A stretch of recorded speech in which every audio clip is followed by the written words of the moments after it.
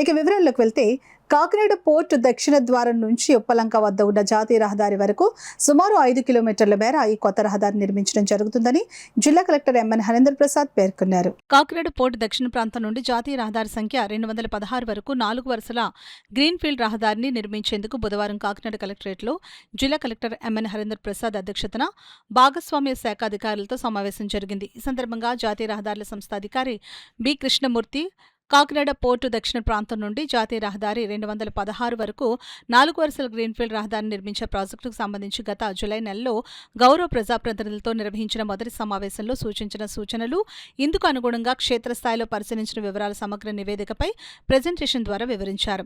ఈ సందర్భంగా జిల్లా కలెక్టర్ హరేంద్ర ప్రసాద్ మాట్లాడుతూ కాకినాడ పోర్టు దక్షిణ ద్వారం నుంచి ఉప్పలంక వద్ద ఉన్న జాతీయ రహదారి వరకు సుమారు 5 కిలోమీటర్ల మేర ఈ కొత్త రహదారిని నిర్మించడం జరుగుతుందని అన్నారు.